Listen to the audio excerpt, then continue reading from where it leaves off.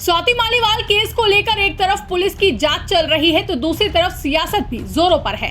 आम आदमी पार्टी ने इसके पीछे बीजेपी की साजिश का आरोप लगाया है तो बीजेपी इस मामले को लेकर आम आदमी पार्टी और इंडिया गठबंधन पर लगातार हमलावर है, जिसके चलते सियासी घमासान जारी है। दिल्ली सरकार की मंत्री आतिशी मालेना ने एक बार फिर स्वाति मालीवाल को निशाना बनाया है। आतिशी ने कहा कि स्वाति मालीवाल केस में भी बीजेपी पुराने फॉर्मूले का इस्तेमाल कर रही है। आतिशी का कहना है कि स्वाति मालीवाल के खिलाफ एंटी करप्शन ब्यूरो ने एक केस दर्ज किया है। इसी केस को हथियार बनाकर स्वाति मालीवाल का इस्तेमाल किया जा रहा है।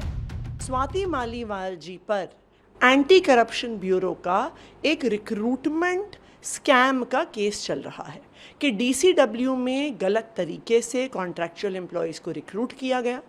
ये केस पिछले कई सालों से चल रहा है, उन पर एफआईआर हुई है। अब ये मामला ख़त्म होने के करीब आ रहा है, तो इसलिए ऐसा लगता है कि भारतीय जनता पार्टी का ये जो फॉर्मूला है कि अलग अलग नेताओं पे केस करना, उसी फॉर्मूले को स्वाति मालीवाल जी पर इस्तेमाल किया गया होगा। उन पर जो एसीबी का केस चल रहा है, जो इलीगल रिक्रूटमेंट डीसीडब्ल्यू में केस चल रहा है, उस पर धमकी देके स्वाति मालीवाल जी से शायद ये करवाया गया है। दूसरी बात, हमने तो ये भी कहा है कि स्वाति मालीवाल जी के कॉल रिकॉर्ड्स की जांच होनी चाहिए। हमें ये विश्वसनीय सूत्रों से पता चला है कि पिछले कुछ महीनों से वो लगातार भारतीय जनता पार्टी के नेताओं से संपर्क में हैं। तो दिल्ली पुलिस इस बात की जांच करे कि ये कैसा षड्यंत्र है, ये कैसा राजनीतिक षड्यंत्र है जो बिल्कुल चुनाव के समय दिल्ली में वोटिंग से 5 दिन पहले रचा जाता है। आम आदमी पार्टी पर हमला करने के लिए रचा जाता है, अरविंद केजरीवाल जी पर हमला करने के लिए रचा जाता है।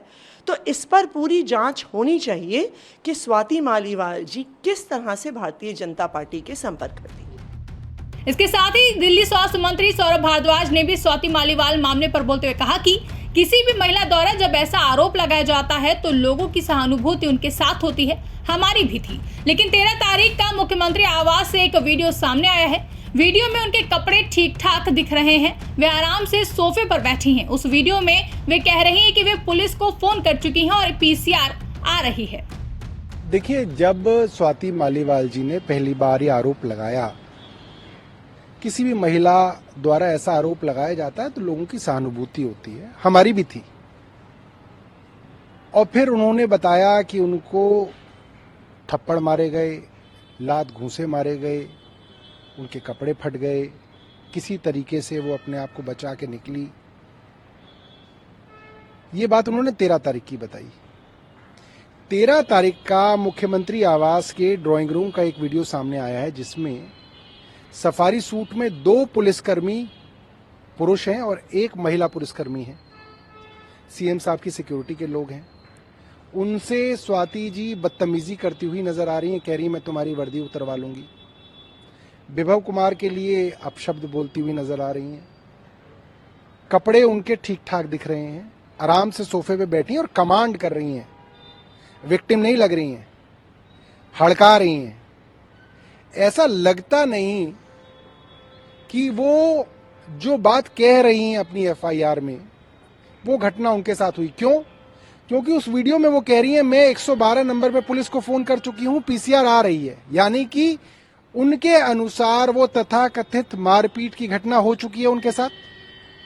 मगर वो तो ठीक ठाक नजर आ रही हैं, वो तो कमांड कर रही हैं, वो तो पुलिस वालों से एक बार भी नहीं कह रही कि मेरे साथ देखिए साहब मेरे को यहां मारा, यहां मारा, यहां मारा। दूसरी बात, 13 तारीख का एक वीडियो आया है जिसके अंदर सुरक्षा कर्मियों ने उनको सीएम साहब के घर के बाहर छोड़ा। उसके अंदर वो ठीक ठाक दिख रही हैं, ठीक ठाक चल फिर रही हैं। 13 तारीख को जब उनके द्वारा कथित बात में इतना मार पिटाई करने के बाद तो वो ठीक ठाक चल रही हैं। और कल 17 तारीख को 4 दिन बाद जो उन्होंने मेडिकल कराने गई और 164 का बयान दर्ज कराने कोर्ट गई, उसके अंदर वो इतना आराम आराम से लंगड़ा के चल रही हैं जैसे कि उनके साथ बहुत ज्यादा मारपीट हुई है। ये विरोधाभास है।